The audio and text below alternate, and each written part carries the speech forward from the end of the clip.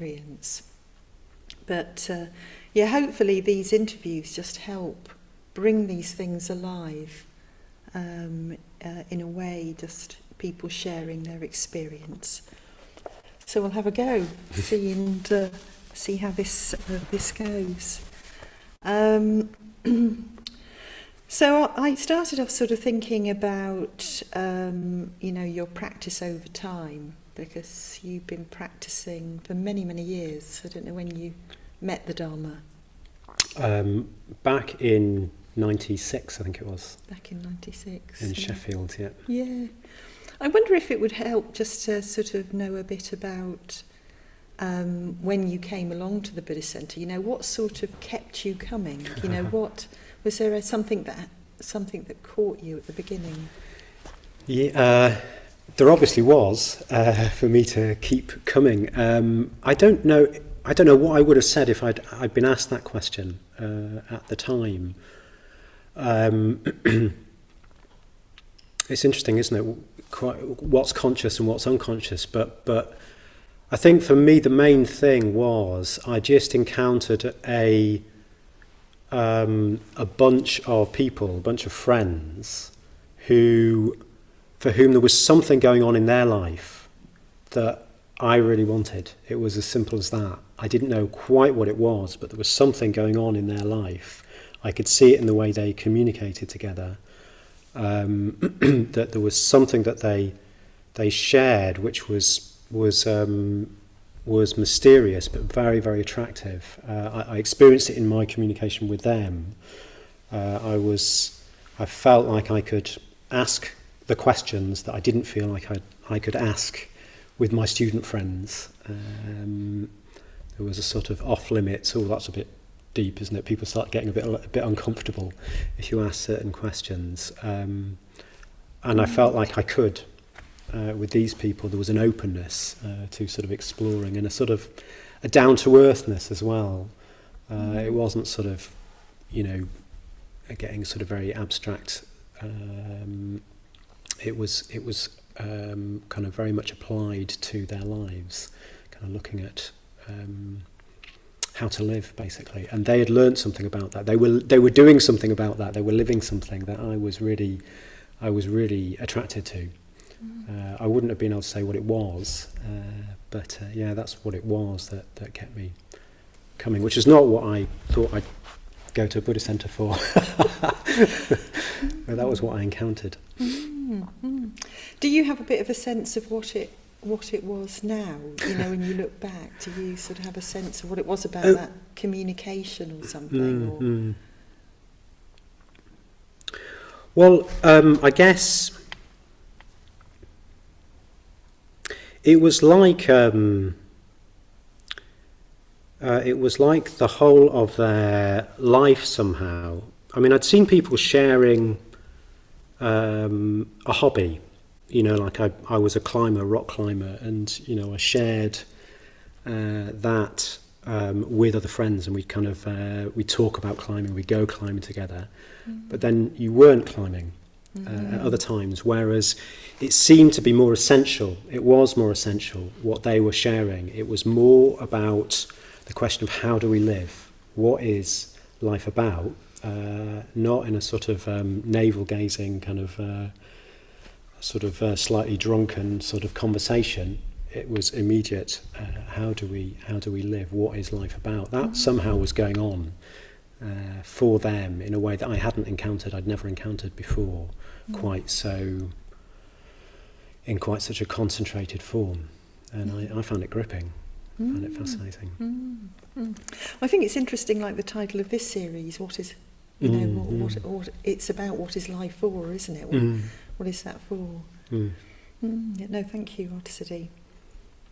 So going on then, so as you started to practice, and we've talked about the other stages, we've talked about the stages of integration and positive emotion. And I was thinking about when you start practicing, when you start seeing yourself more clearly, you see lots of things about yourself, don't you? Habits, views, sort of things like that.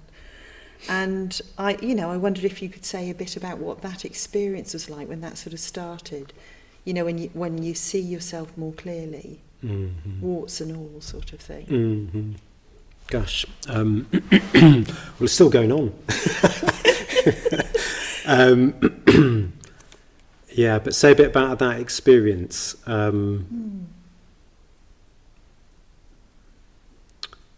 Yeah.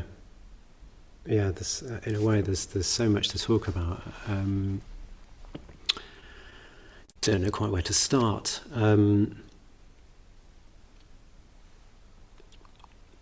Yeah. Was there anything you started to see about yourself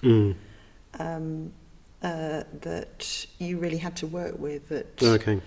Because I'm just thinking how what helps us is learning how to work with these things. Yeah. So I suppose one thing I found the Buddhists that I met very, very positive, and I found that slightly.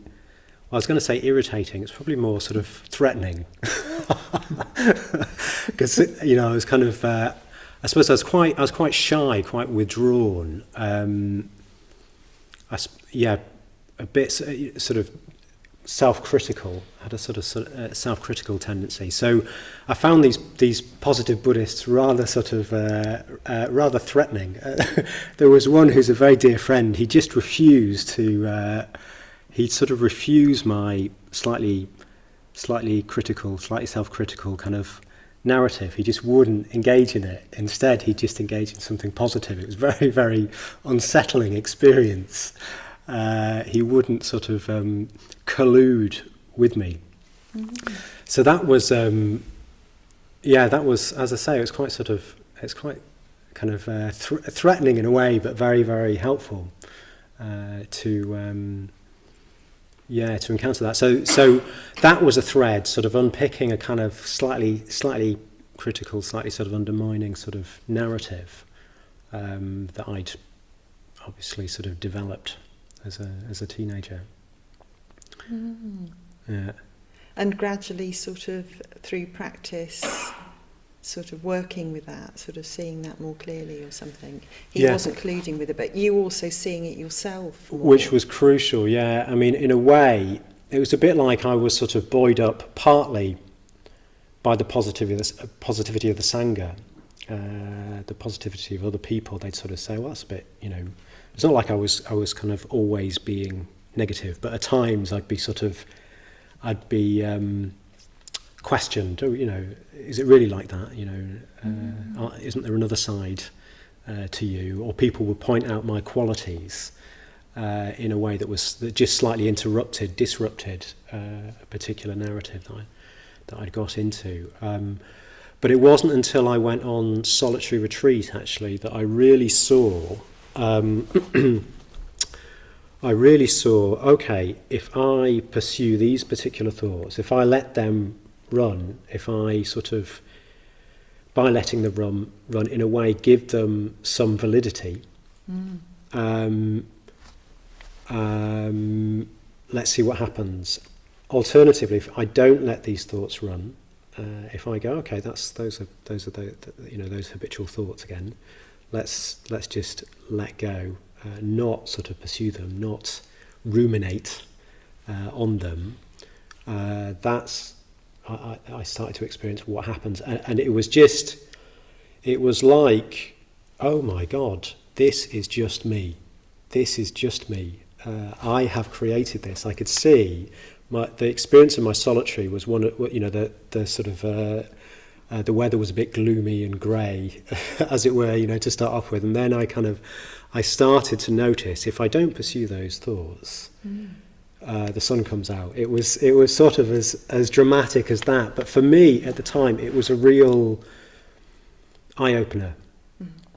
It showed me something that no one else could show me. Someone else could point it back and say, or question me, but I was reliant in a way on other people as long as I hadn't actually seen that for myself. When I'd seen it, I realised those thoughts are nothing but thoughts. And I am actually creating the experience of my life, sort of colouring the sort of the wallpaper, if you like, of my life with these thoughts. And alternatively, if I don't do that, my life opens up in a new way. And I could see that as clear as day on that solitude, which is it was a real pivotal moment actually for me. It's so easy to sort of say, well, yeah, I know, I'm a bit critical, but there's something in it, you know, and you just sort of include it in your internal sort of narrative as being somewhat objective. But I hadn't seen the consequences of it until that solitary. So they helped this process because they were pointing this thing out to you, and then you're on the solitary, and then you're really testing it out in your own experience. You know, what happens if I do this? What happens if I do that? Yeah. And then, like you say, clearest day. Yeah. So did that, you know, just because you saw it in that way, do you feel then that did have a really really affect you in a big way going forwards from that time? Yeah. Well, it was a turning point. I could recall the experience, but it didn't mean that the habits just stopped overnight. The habits were still there. The tendencies were sort of lying in wait, and even not just lying in wait. I would not notice that I got back into a particular sort of narrative. It had got hold of me, you know, and then maybe someone else would point it out, but I was in a different position when they pointed it out from where I was before the solitary, because I would go, oh yeah, and I know the consequences of that. So it made it much easier to eradicate. So sometimes I would notice it earlier, sometimes I wouldn't notice it early, but it would be pointed out. But I knew by that point, in my experience, that it was entirely constructed, that sort of slightly gloomy, pessimistic experience was entirely constructed by my own sort of narratives. No, very interesting. And interesting that, like you say, that tendency still could play out. Yeah. But with awareness, you can catch it, and you're in a different position. You can see it more quickly, and do something about it, and change what you do. Yeah. And then change your life effectively, or change your experience of your life. Yeah. Really good example. So just thinking, well, I think it's in this terrain about awareness of karma, you know, because we've been talking about karma and the karma niyama and the dharma niyama. And it sounds like that's an example of that. You're sort of seeing what happens if you let your mind run in a particular direction. But, you know, what sort of effect has that have, you know, sort of understanding that? Do you feel generally what effect sort of seeing that, the fact that you create it yourself? Can you say more sort of how that continues to affect you right through to now, sort of thing? Yeah, well, I suppose it was it was a strong experience of something that I identified with without really knowing it. I was identified with those thoughts. They were they'd always been there, if you see what I mean. As I say, not all the time, but they were sort of part of what I considered normal, experienced as normal, and therefore thought of as me, thought of as myself. And what I saw on that solitary retreat was that's not true. That they're not an inevitable part of being me. They're just a habit. They're just a tendency. So that in itself was a sort of shock to realise that certain things that I have normalised as me, as kind of myself, that actually are just constructed. It showed me that what I think of, well, it's not even what I think of as fixed. What I sort of assume is fixed, actually, because it's not like I hadn't experienced change before that, but it's like we do the metabhavana, we experience a certain change of mood, but you sort of assume that certain things aren't going to change within that. Your change is sort of this size, but these things are going to sort of remain.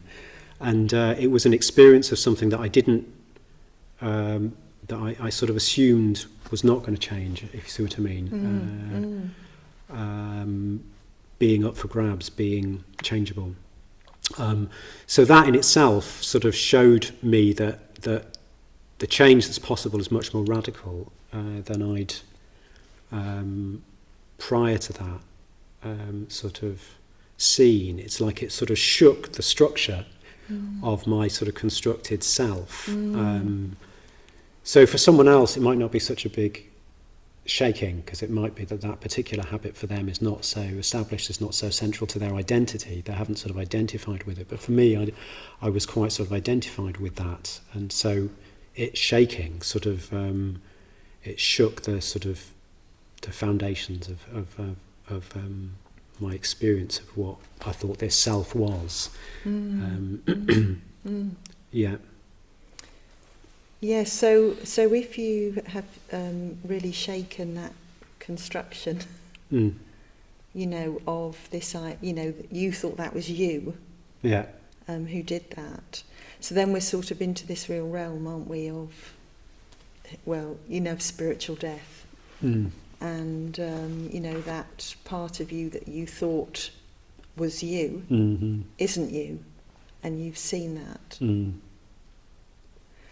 And so how do you then sort of, because one of the things around the whole realm of spiritual death is how to make that more and more real, isn't it? Or more and more in your experience, sort of keep going towards spiritual death, towards letting go of any ideas of self and seeing through that construction more and more. So how do you keep that alive in your practice? I know that solitary retreats are very important for you. You seem to prioritise them. I think every year you go on a long solitary. But I just wonder, how do you, is it something you're really working on? Trying to see through more and more that self-construction. Yeah. Yeah, it's an interesting question, because I think in a way, the whole area of spiritual death is about the very construct of self sort of coming apart a bit. This sense of, you think that you are this person, and then actually you discover that that is just constructed. It's not really who you are. I guess for me, maybe, I don't know, maybe there's different levels to that happening. Because at that time, it was a sort of turning point, but in a certain way, it was more to do with integration and positive emotion. I got more positive as a consequence of sort of seeing that was just a habit. It wasn't me. I became more positive as a consequence. But another experience I had when I was on the ordination course, I was ordained by Arthasiddhi here, gave me my name. When I was on that course, I was given a visualization practice where you visualize a Buddha figure, actually a female form, and my experience of doing that was that on one, it might have happened a couple of times, but I was visualizing this form of enlightenment, I suppose, and I just felt this overwhelming sense of positivity. It was on a whole other level. Like, I'd got more positive, but this was on a whole other level. I couldn't even really tell you what the positivity was, whether it was just sort of profound love. It was a bit like being loved, actually. I felt sort of thoroughly loved, but in a way that I'd never experienced before. And it was threatening. It was really threatening. I just wanted to close it down. So it was an incredibly positive experience on a whole other level than I'd experienced before. But I just wanted to close it down. I sort of thought, am I going to blow apart? Is this going to leave me sort of obliterated? In the white light or something. That was the way that I related to it, and so that was, I suppose, that was the sort of interruption of a whole other level coming in. So the fact that it was so threatening, sort of for me, really relates to this terminology of spiritual death. That there's something that I'm desperately holding on to, that I don't even know I'm holding on to, and that was threatened by something much, much more positive, much, much more expansive, but I didn't want to let go of it. I wanted to hang on. I didn't want to die to it. Yes. So I guess there are sort of different levels, I suppose, of spiritual deaths, perhaps you could say. But your question about how to sort of keep that, how do I keep that alive? I mean, there's a meditation practice that I do. I try and do it at least once a week, which is called the 6 element practice, where I suppose you're investigating basically the constructed nature of this experience. You're investigating a very physical level, but then also at a mental level, and it brings in reflection on death. So you're really engaging with the fact that you're going to die, that this me that feels so definite and tangible and durable is actually a process, and it's going to break down. So that's something that it doesn't sound like a very, very enjoyable thing to think about, but that's not my experience. It's not my experience. My experience is that something releases, something relaxes in me, and I feel more expansive. I feel closer to that, whatever it was, very positive. I feel more permeable. It's like the natural habit is like hunched and defended against what is threatening. But this practice kind of invites me to continue to experience myself in all the wonder of being alive, but without the constructed idea that I'm fixed. Basically, it loosens that constructed idea, and the experience is all the more positive. So by keeping doing that, it has this counterintuitive effect of reminding me that actually to die spiritually is more positive, is more enjoyable, is more expansive. Overall, there can be nonetheless a sort of holding on, a sort of kind of holding on, which can be slightly uncomfortable. But then I let go of that, and something more positive arises. So it's unsettling. It's unsettling. It's got that you have to let go. But actually the experience, the outcome is more positive. So it keeps reminding me that actually spiritual death means that life can open up in a much deeper, more profound, more satisfying kind of way. So particularly that practice, but there's other ways as well. Yeah. Because I think it's really good to bring that out, isn't it? Because spiritual death can sound a bit strange, can't it? Why would somebody be so drawn to doing practices that result in a spiritual death? But it does sound like this is just a greater and greater freedom, or and like sometimes a taste of something you've never known that's so amazing. Right. It sounds a bit like we're in the sort of realm of the Dharma Nirma.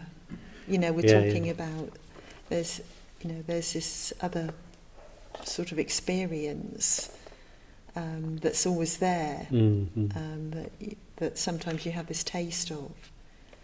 And I suppose at the end, because spiritual death is talking very much about the letting go of a construct and just ideas and views. But I can hear that it's also a strong practice, sort of just how to keep opening, but then benefiting because you'll experience these positive states. It's quite a topic, isn't it? It is. It's quite a topic. Yeah. So what,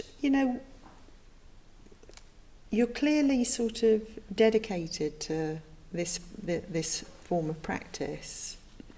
Why? I know in a way it's sort of obvious because you're saying there's this experience, but what makes you just continue on this journey?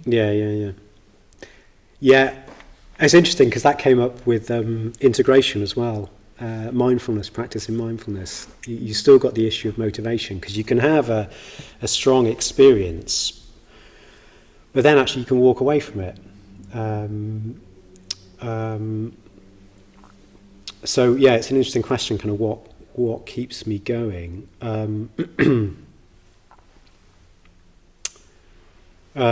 mean, in part, the experience itself is motivating. When you have an experience like that, you realise there's a whole other level of possibility in life. So that in itself is motivating. But I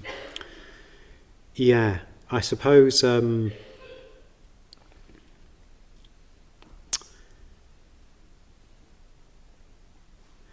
I think probably a major factor for me is just other people, actually. Knowing that that life, well, just seeing how sort of wrong we can get life. I know the habits within me that just want to hang on. If I don't do that practice, it's not like I go, aha, maybe it's time to do that practice. I just slide, actually. I kind of slide away from doing that. I just sort of by instinct I'll just sort of avoid it. So I just see how strong the tendency of self is. It's just very, very strong, and any progress you can make with undermining it is incredibly significant. But seeing how strong it is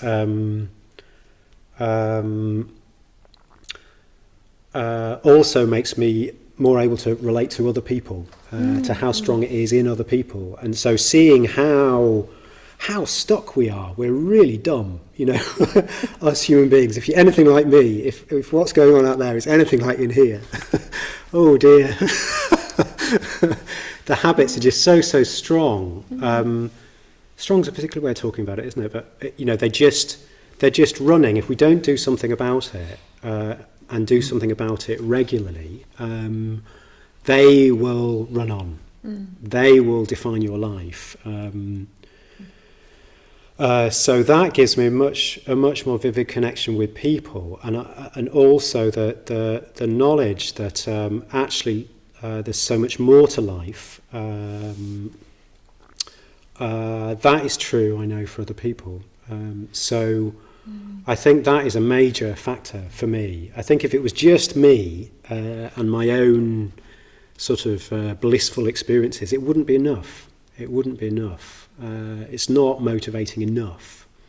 But seeing actually that it's not just me, it's other people too. We're in the same predicament, and actually us trying to sort of make some progress with this together is we're much more likely to make some progress. Your successes kind of remind me, your failures remind me, and in that way I sort of stay alive to this profound possibility right under our noses. So yeah, I think that's a major factor. Yeah. Yes. Yeah. So does that make you, want to engage more with life in a way, sort of engage more, and to sort of share this understanding, of, that we can be so much more freer. Like you say, that some of the things we're doing are probably, just bonkers because we're being driven by. Yeah. Yeah, I mean, in a way, I wouldn't even call it an understanding. It's like it's more vital than that. It's like here we are trying to explore what are the possibilities of life. And yes, there's an understanding element, but there's a sort of active element in every moment. There's this opportunity, isn't there, for life to open up if we can be aware of it. And yes.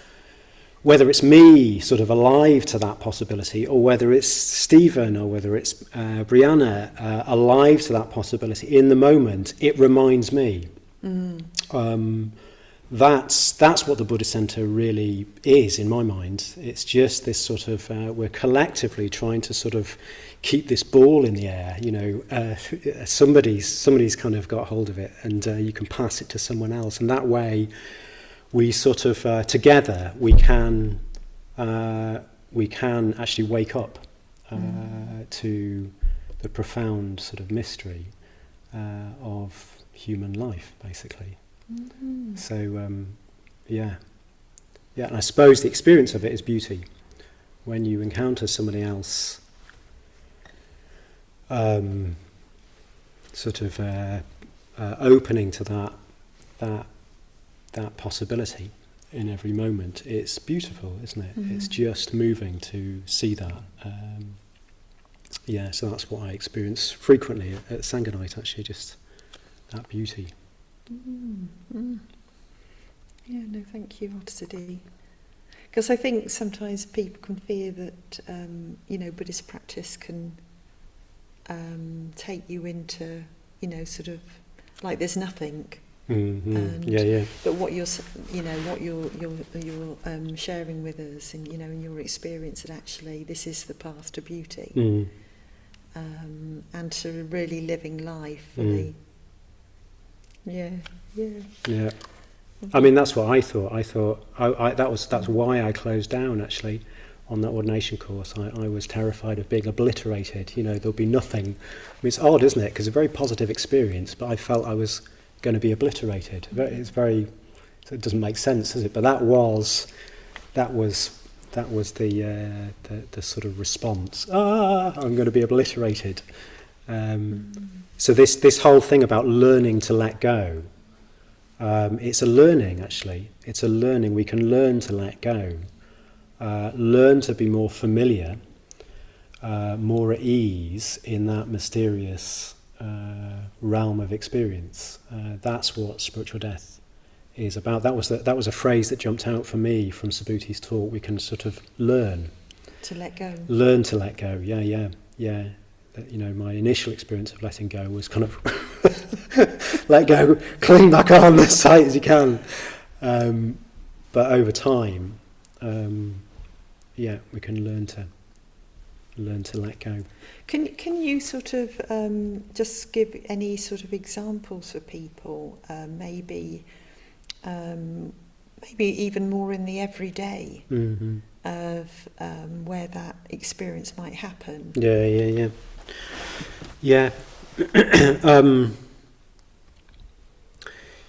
Well, little things like there was one time I was doing a course actually, and just looking at this little practice of being a little bit less selfish. It's very, very sort of down to earth, understated kind of way of putting spiritual death. But I was going into meetings, and I was just sort of avoiding kind of speaking first. It's just that tiny little sort of habit of if I felt a little bit like I wanted to kind of say my bit or something, I would just hold back. So that was just what I was exploring, and it made me aware of this whole, agenda that I was bringing into meetings about wanting to be heard, and how am I being sort of how is what I'm being how is what I'm saying being valued? Just under the radar was a sort of unconscious agenda. It was a bit alarming, sort of seeing, oh my God, here I am working at Buddhist Centre, and I'm just, trying to sort of pull the strings, to sort of improve my position at a certain level. So that was really, really telling, just seeing how in the everyday we can take a little habit where we think maybe we're sort of pushing ourselves forward in a certain way, and just decide in a very undramatic kind of way just not to go with that. And but the experience was bliss, or just of a sort of sense of opening up, actually. It was a relief to put that down. I didn't know that I was running that agenda in those meetings, but it was a relief to put it down. Not just in a personal experience, but then it improved my, I was then more in a better position to communicate, because I wasn't sort of steering things according to my agenda. So the opportunities in communication opened up as a consequence of that. So it was liberating. It was actually sort of liberating. So sometimes these very small things are actually subtly sort of limiting our lives. So there'll be, but it's a question of sort of identifying them. I did it for a while, and then I sort of fall back into it. But that's fine. You're just trying to sort of really see, oh my God, actually throughout my life, I'm just trying to position self in a way that limits my life. If we can just keep remembering that, well, that is profound. That opens up a whole new possibility. If we can't see it, our life is set. Our self, our ego, hardens and ossifies, and our opportunities kind of close down. So it sounds like that just you thinking, I'm not going to speak when I first go in the meeting. That revealed. So there was something about you noticed there was something in you speaking first, or trying to get in first. Yeah, I must have had some inkling to that, but I was surprised at the extent to which, it's not like it was really pronounced, but when I started to look at it, I thought, oh my God, it's happening in this meeting too. Oh my God, and in this meeting too. It was a bit sort of embarrassing, to be honest. Well, thanks for sharing it with us, Arthasiddhi. And just like you say, just that act of being a little bit less selfish, or a bit less self in there. What it revealed. That's a really good example. I'm sure many of us could relate to. I can certainly relate to that. Well, we're coming to the time now, so I just want to say thank you, Arthasiddhi. Yeah, thank you. For sharing that with us. That's really, really helpful. And so we're going to have an opportunity now to go into groups, and online and in person. And I thought,